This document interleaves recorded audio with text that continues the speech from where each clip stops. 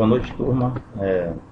Isso aqui é mais uma videoaula para dar continuidade ao nosso tema de recrutamento e seleção. Essa aula é especificamente para a turma de tecnólogos de gestão de RH, turma 2019.1. Bem, nós vimos na aula anterior sobre recrutamento, né? Falamos sobre recrutamento interno, externo e misto.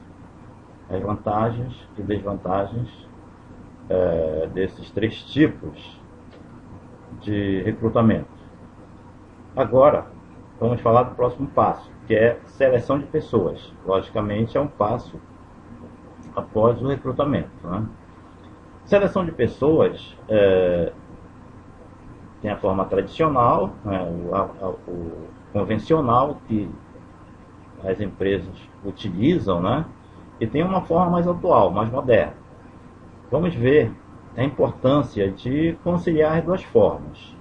A forma tradicional busca entre os candidatos recrutados aqueles mais adequados aos cargos existentes na empresa, visando manter ou aumentar a eficiência e o desempenho do pessoal, bem como a eficácia da organização, né? Dessa forma, visa solucionar dois problemas básicos: a adequação do homem ao cargo e eficiência e eficácia do homem ao cargo. Essa forma tradicional, o gestor de RH, a equipe de RH, na hora de fazer todo esse processo de recrutamento, seleção e contratação, vai trabalhar com base no desenho de cargo, né? O que o cargo exige, né, para a execução efetiva daquela função. Bem, esse desenho de cargo ele é elaborado à época, pelo menos, da elaboração do PCCS, do Plano de Cargos, Carreira e Salários. Muitas empresas organizadas, no mínimo, têm um regimento interno, e nesse regimento consta, logicamente, o desenho do cargo, né? O que é, como eu falei, vou falar mais uma vez, o que é o desenho do cargo, né? Lá está estabelecido, primeiro, o que o cargo exige, quais são as atribuições do cargo, as responsabilidades e o perfil do profissional para ocupar aquele cargo, né? Bem, eu trabalhei anteriormente com um exemplo de gerente financeiro, né? Bem, o que é exigido para um gerente financeiro? Formação, né? Formação acadêmica. No caso do gerente financeiro, pode ser administrador, contador, economista, são áreas afins, depende muito da empresa também, né? E, além da graduação, a empresa pode também exigir nesse cargo, nesse desenho de cargo, que o ocupante, né, o profissional, tenha uma pós-graduação também na área, que tenha experiência. Dependendo do ramo de atuação da empresa ou do mercado onde a empresa atua, pode ser que a empresa exija do profissional um domínio de algum idioma, né, inglês, francês, enfim, dependendo do ramo de atuação e do mercado que a empresa atua.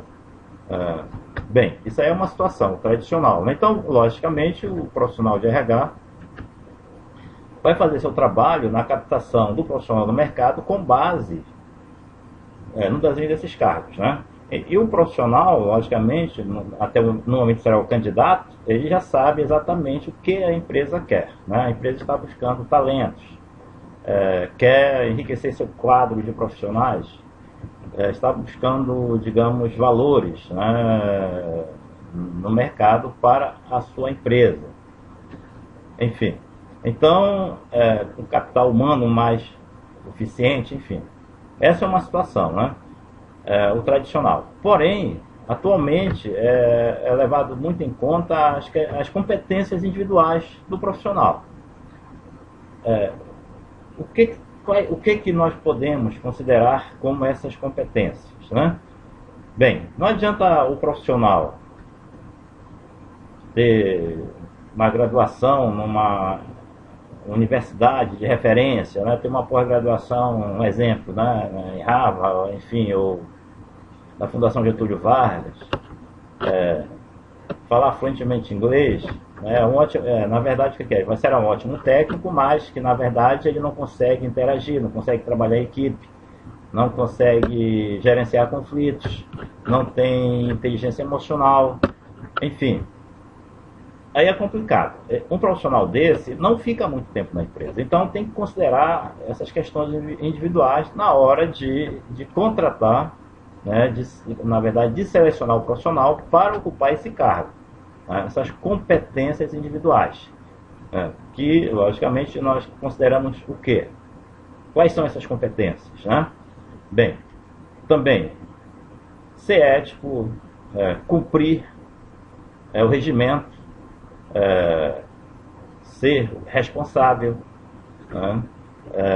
Enfim, tem uma série de fatores que não tem muita relação com a qualificação técnica, mas que é muito importante para agregar valor ao profissional, né? Agregar valor ao profissional. Há muitas empresas até dizem, a questão técnica é mais fácil ensinar para o profissional, né? Já essas questões de convivência, de relação, é mais complicado, né?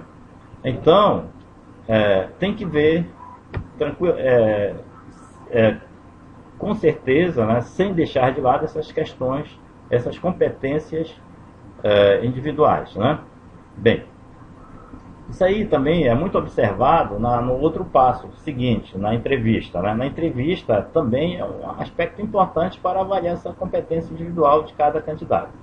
A entrevista nós veremos na próxima aula. Hoje exatamente, vamos ficar aqui na seleção de pessoas, né, e a definição de